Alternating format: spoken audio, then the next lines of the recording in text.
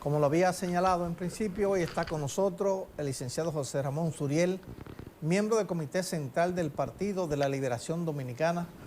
Él es prácticamente dueño del programa. Gracias, hermano. Hace mucho que no le daba vuelta a esta finquita. Para mí es más que un placer y un honor. Tú sabes que venir aquí es como estar en mi casa. El honor es mío. Y me siento como cómodo al estar aquí más en este programa que, como tú decías al inicio, Sí. este es un programa que se ve aquí, allí, allá, tanto fuera y un poquito más allá. Me preguntó, alguien me llamaba reciente, de Irlanda del Norte. ¿De ¿Dónde Irlanda? queda Santiago de los Caballeros? Porque vi un programa que, ¿a quién era que yo tenía? No me acuerdo. Él tiene ya 13, ojalá me esté viendo. Él tiene ya 13... Vamos a mandarle saludos, de verdad. Yo ni me acuerdo el nombre, porque es tan raro el nombre.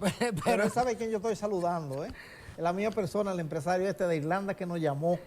Eso es frío. Mucho, mucho frío. Él me decía que me daba autorización, que si yo le daba autorización para pasar el programa que yo pasé ese día, sin anuncio, porque tiene ya 13 canales de televisión. Bueno, pues le recomendamos que pase para los dominicanos que viven en esa parte del mundo, ¿no? Ay. Eso no es allí, ¿eh? Sí, Irlanda, en los países nórdicos. Así es, así es.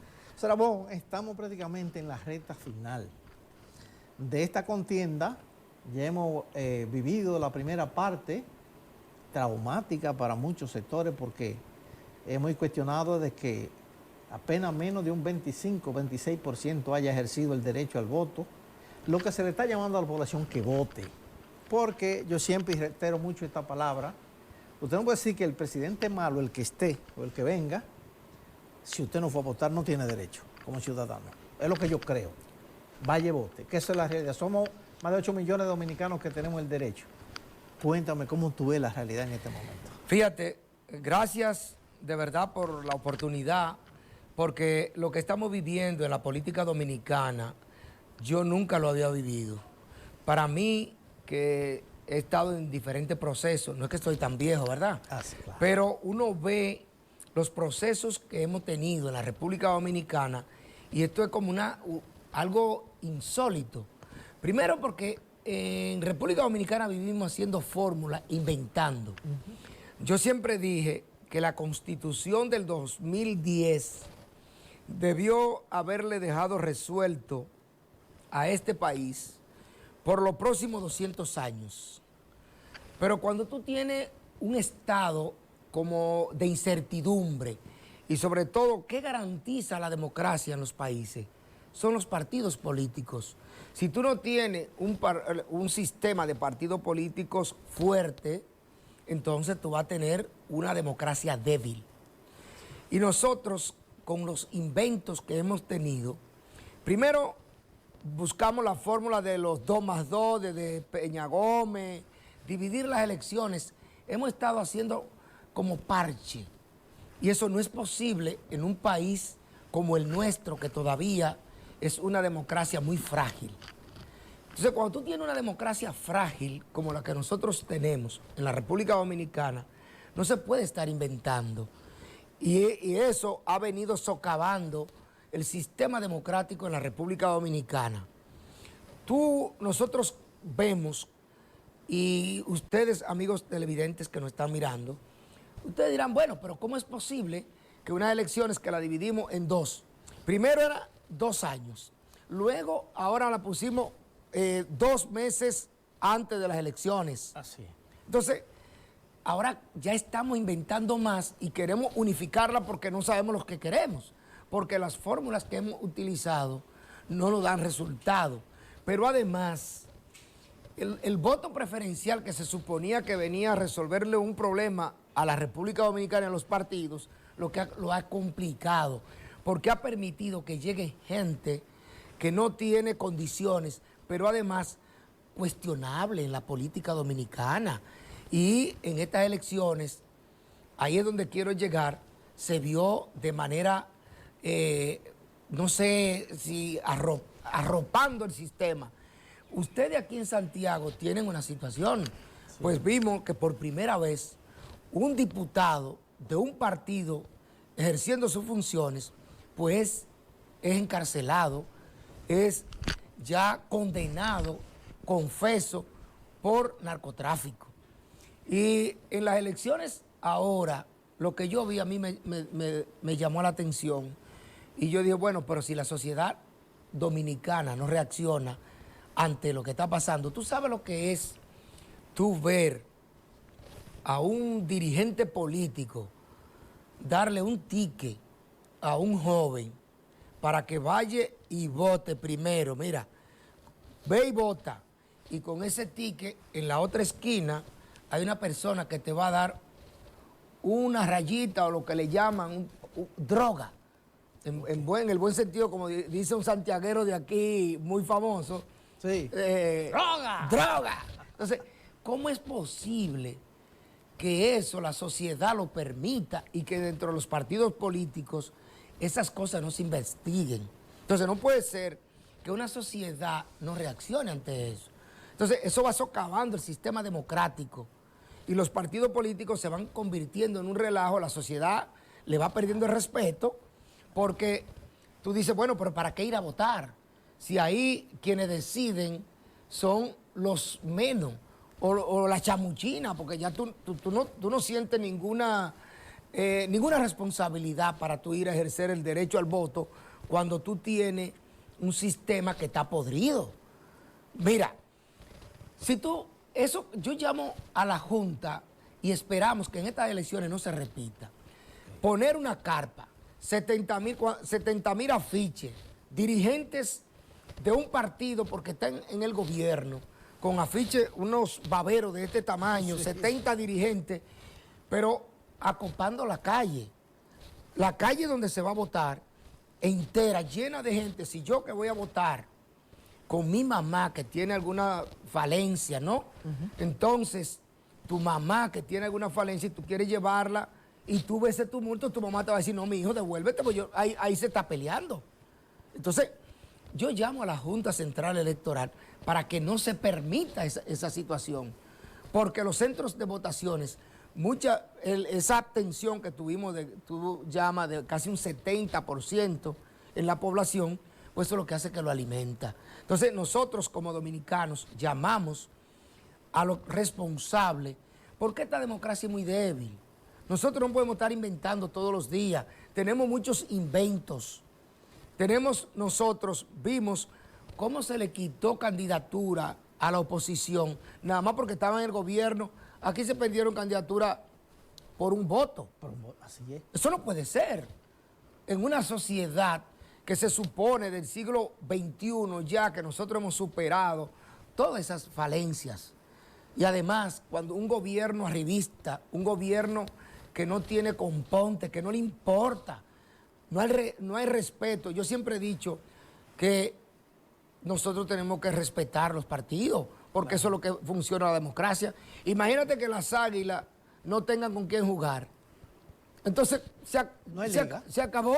No hay liga. Entonces, no puede ser que tú no respetes, y más un partido que en la oposición se hartó a las anchas de criticar lo que hoy ellos están haciendo. Se suponía que venía a marcar la diferencia, pero no, es lo peor. Ramón, si aquí entonces vota el 70 o 65%, ¿qué pasaría? Mira, nosotros hemos hecho un análisis. Si la República Dominicana tiene 8 millones y tantos de votantes, sí. En una democracia, nosotros, este sistema que estamos mirando ahora, la nueva generación no tienen el conocimiento. Pasó en el año 1996, cuando tú tenías 3 partidos fuertes. No pasaba porque solamente en el sistema partidario de la República Dominicana, 2 partidos era lo que tenían la fortaleza. Pero cuando tú tienes 3 partidos fuertes, tú necesitas 3.100.000 votos para tú poder pasar con el 50+1. Porque el sistema electoral nuestro permite que el 50+1 para tú poder ganar en una primera vuelta. Pero si tú tienes una oposición y la gente va a votar, va y vota, tú como partido, el gobierno, que con todo lo que hizo, lo vimos, la gente del gobierno votaron todo, porque no es verdad que el PRM se quedó sin votar. Ellos votaron. En el 2020, ellos sacaron 2 millones y algo de votos para ganar en la primera vuelta. Pues ahora se necesitan 3.100.000 votos si la gente va y vota. Ahora, si de ese universo de votantes, el universo de ellos, hay una fórmula que está circulando mucho en el internet y en la plataforma, de un análisis que hace, si tú tienes 11 votantes y yo tengo, de esos votantes, yo tengo 5, yo tengo un 48%. Pero si de esos 11 votantes solamente votan 10 y yo mantengo mi votación, votan 5, yo tengo el 50%. Pero si de esos votantes, 11 que deben votar, votan 9, pues yo tengo el 54%. Entonces, porque tú mantienes la cantidad de votos cautivos. Entonces, ¿qué es lo que nosotros le estamos pidiendo a la gente? Usted quiere que este país avance y usted quiere la irresponsabilidad de la gente que no vota, que después reclama. Usted tiene que ir a votar. Vaya y vote hasta por el cobrador. Y mira que yo soy del PLD, pero vaya y vote, ejerce su derecho. Si usted entiende que un gobierno lo está haciendo mal, no se queje, vaya y vote, ejerce el derecho. Porque solamente hay que preguntarle a las madres que van al supermercado. Y yo te pregunto a ti, Luis, ¿tú vas al supermercado? ¿Tú vas a los mercados? No, le llaman la casa del terror. Bueno, entonces, ¿cómo es posible que esta gente han vendido una película? Aquí vendimos una película, tú sabes que una obra consta de 3 partes, la trama, el nudo y el desenlace. Entonces nosotros estamos entrampados en el nudo, porque nos han vendido una película y la gente la compró, una percepción. Ellos han sido muy finos en venderle a una realidad que no es verdad. Porque cuando tú sales ahí al pueblo y preguntas, y tú dices, y tú le preguntas, ¿cómo está la cosa? ¿Cuánto cuesta una funda de cemento? ¿Cuánto cuesta un quintal de varilla? De eso vamos a hablar después de la pausa, pero antes de irnos a la pausa, Serán, pues, tú manejas mucho la economía, y ese sería el último tema, la economía dominicana. Danilo dice que hay segunda vuelta y que Abel va a ser presidente. La saga de la política dominicana está diciendo eso. ¿Por qué? Mira, en un sistema político, como te dije, de 3, que en el año 1996 habían 3 partidos políticos fuertes, sí. PLD, Partido Reformista y PRD. El más grande líder de movimiento de masa, tú no se lo puedes quitar, Peña Gómez. En el año 1996 no llegó. ¿Por qué? Habían 3 partidos en el sistema político. Okay.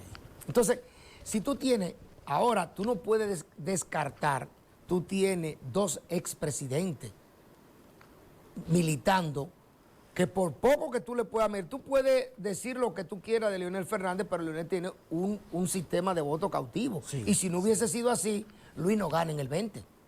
Porque la aureola, en ese momento, Leonel, de una manera sutil, por la situación que se dio en nuestro partido, pues apoyó a Luis. O sea, que ahí se cumple lo que decía, solo conmigo se gana. Entonces, ¿qué es lo que el sistema, hace 20 años que el sistema no tenía eso? 20 y tantos años, porque la última vez fue en el 96, o sea, tenemos 28 años. Y los jóvenes que están viendo la televisión y que son los millennials, que nacieron del 96 para acá, no vivieron eso. Cuando tú tienes 3 partidos fuertes, eso va a pasar, porque tú necesitas tener el 50+1. Pero ahora estamos militando 3 partidos fuertes y una serie de candidatos que no lo están tomando en cuenta. Imagínate, hay una mujer, creo que 2 mujeres en el sistema. 3. 3 mujeres. 4 con María Teresa. 5 con la devoción democrática. Aspirando a la presidencia. Sí. Entonces tú tienes, ya el cobrador te está marcando un 1. Para que lo sepa. Un 1. O sea que Ramón Trujillo va a tener su representación aquí. Entonces, yo sé que está muy dividido el sistema político y no, si no fuera así, el presidente de la República y el gobierno no estuvieran cazando, porque es cazando que están, todo el que tiene 2 votos, ellos le están ofreciendo una villa y un chismá. Así es que yo espero, si tú analizas lo que está pasando en la República Dominicana, es una cosa de loco. En el 2016, Danilo Medina ha sido el presidente con más valoración. Sí. Y Danilo Medina nunca compra a nadie, porque si tú estás ganado, la gente se va contigo. Este es un país de arribistas y de lambones en tiempo para los gobiernos. Porque cuando ellos ven que tú estás por ganar unas elecciones, tú no tienes que comprarlo, ellos se van solos. Entonces, ¿por qué tú tienes que andar cazando? Eso significa que el gobierno no tiene la mayoría. El licenciado José Ramón Suriel, miembro del Comité Central del Partido de la Liberación Dominicana, hoy está con nosotros en nuestro programa de Frente al País. Vamos a hablar de economía, ya luego de la pausa.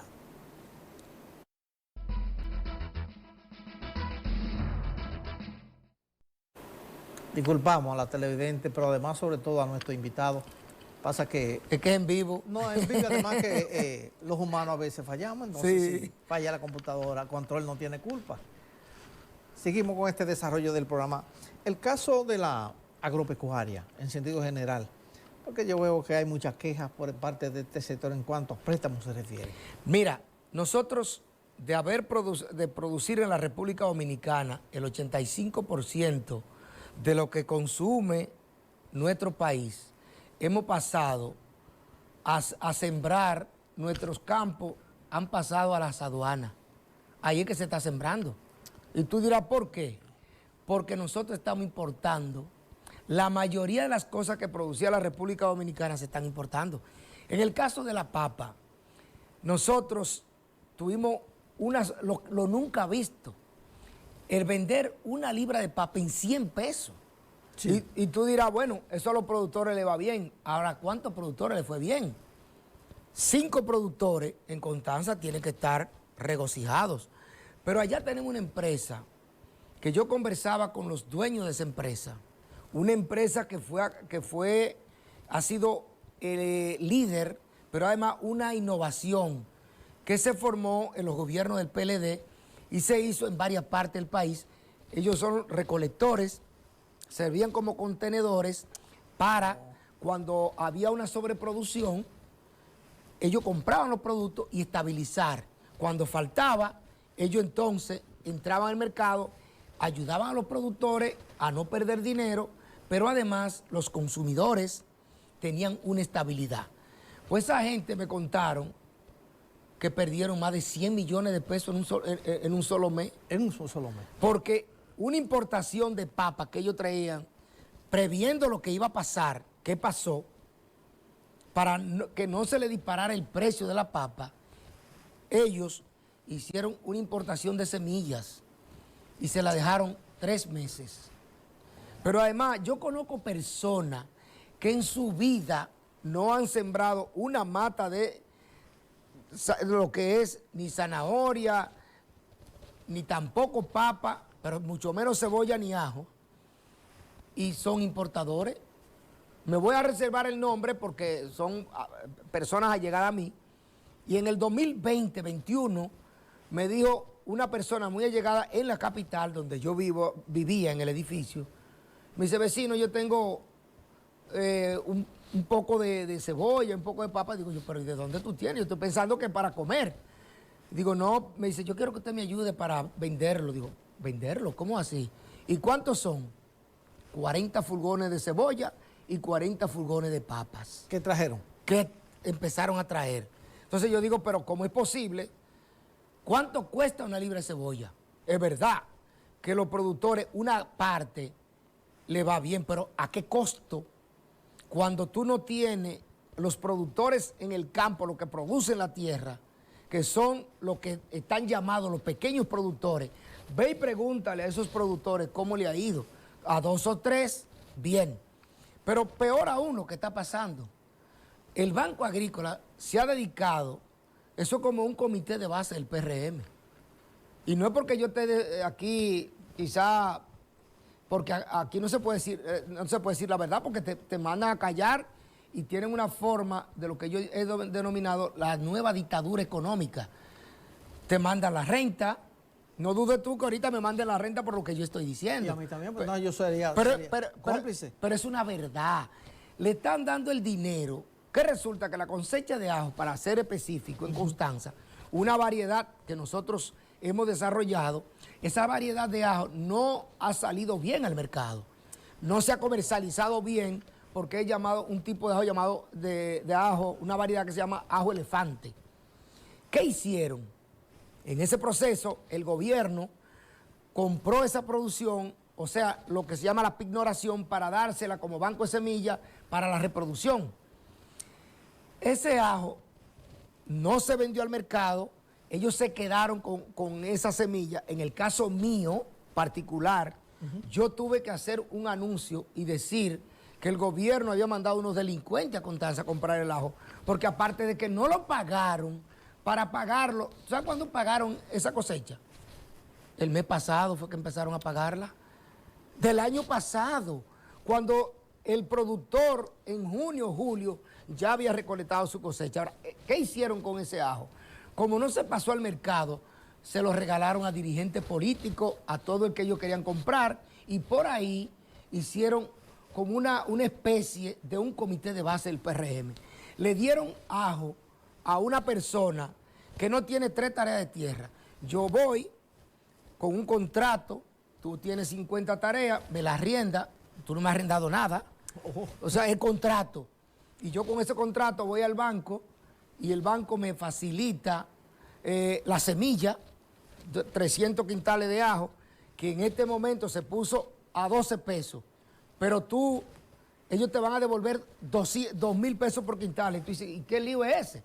Porque el ajo, lo que se llama, te van a dar una especie de compensación para que cuando esté, te lo van a recibir a 10.000 pesos el quintal. O sea, tú lo recibiste a 12, pero para que tú se lo pagues al gobierno o al Estado o a los compradores, quienes vayan a comprar, te lo van a recibir a 10. Entonces, ¿qué resulta? En el caso mío, que coseché casi 1.000 quintales de ajo, el mío se me pudrió, porque como yo soy de la oposición, en ese momento yo estaba en una situación de enfermedad y recibieron solamente 500 quintales de ajo que eran comerciales, se lo llevaron y me dijeron, venimos a buscar los otros 300 quintales para pagarle al banco con una deuda de 11 millones de pesos que yo tengo, pero los míos se perdieron, porque ellos no volvieron nunca por los 300 quintales de ajo. Yo una parte tuve que botarla y la otra parte la pude sembrar. Entonces, ¿qué resulta? Que al darle a una persona, le dan 100 quintales de ajo, estamos hablando de 1 millón de pesos. Pero ese señor no tiene ni media tarea donde sembrar ese ajo. Él lo sembrará por ahí, sembrando ajo fuera de fecha, pero resulta que también hay que darle dinero para atender ese ajo. Una persona que no le importa si está en Cicla, porque él ha vivido en Cicla, no le importa que lo vayan a meter donde quiera, él no lo va a pagar. Y ahí el Banco Agrícola tiene una cartera que cuando se investigue eso y cuando eso pase, el año que viene, vamos a ver qué va a pasar. Entonces, yo no estoy haciendo una denuncia, sino para que lo investiguen. Okay. Y tú vas al Banco Agrícola y yo, que soy un productor que pago todavía para reactivarme el mismo préstamo, a mí se me la ponen en China. Y a los productores que verdaderamente son los que necesitan el dinero para producir, es muy difícil que le presten. Tienen que hacer malabares, tienen que ir 60 veces al banco y eso te indigna. Cuando tú sabes que una persona que no va a pagar y que tú estás pagando por él, porque ese dinero lo pagamos nosotros con nuestros intereses. Entonces, ¿cómo tú crees que la agricultura va a florecer? Y tú le preguntas a la mayoría de los productores, lo de Baní, lo de Azua, lo de San Juan, en Constanza, los vegetales, ¿cómo estamos hoy? Claro, tú dices, bueno, ¿cuánto te cuesta una libra de zanahoria? ¿Por qué te cuesta eso? ¿Por qué te cuesta a ti una libra de tomate 100 pesos casi, que estaba hasta el otro día? ¿Por qué te cuesta una libra de papa a ti 60, 70 pesos y ahora que bajó un poquito porque hubo una poca de producción, pues no se trajo semilla, no se le permitió.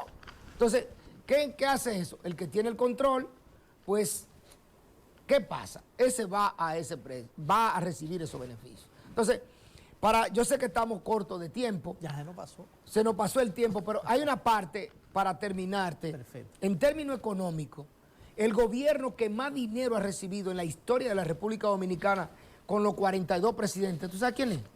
Luis Abinader. Luis Abinader. ¿Cuánto ha cogido prestado? ¿Y qué han hecho? Si hasta el 2020 nosotros hemos tomado 28 mil millones de dólares, hicimos puentes, se hicieron presas durante todo ese tiempo, y este señor en menos de 4 años cogió 40 mil millones de dólares. Entonces yo se lo dejo de tarea. Pero aparte, ¿cuánto ha recibido el gobierno fruto de los impuestos que nosotros pagamos? Si lo ponemos en pesos, no caben en una calculadora. Tú lo multiplicas, si el presupuesto de la nación lo llevamos a 800 mil millones de pesos, una cosa insólita, porque esta economía ha ido creciendo y ya en la República Dominicana es un PIB que pasa de los 100 mil millones de dólares. Pues el gobierno va a recibir en los 4 años alrededor de 60 mil millones de dólares. Súmale a eso 40 mil millones de dólares. ¿Cuánto ha manejado este gobierno? Yo se lo dejo de tarea. Ramón, se nos quedaron muchos temas, pero yo creo que la próxima vez ya no es hablar de política y de economía, porque ya la política prácticamente está pasando. Te agradezco mucho de que haya tomado tu tiempo para estar con nosotros y con nuestros televidentes que nos ven en el mundo entero. Y pedirle a nuestros dominicanos que vayan a votar. Vaya y vote por quien usted quiera, pero vaya y ejerza su derecho. ¿Qué es lo que nosotros podemos pedir? La misma palabra que yo digo. Vaya y vote, que es, bueno, yo voto temprano porque es mi derecho y nadie me lo puede quitar. Y también, otra cosa, en sentido general, señores, no venda su conciencia a ningún partido político, a nadie. Estoy de acuerdo contigo. Vote, es así. Gracias. Muy bien. José Ramón Suriel, miembro del Comité Central del Partido de la Liberación Dominicana, hoy ha estado con nosotros hablando sobre todos estos temas políticos de mucho interés para nosotros.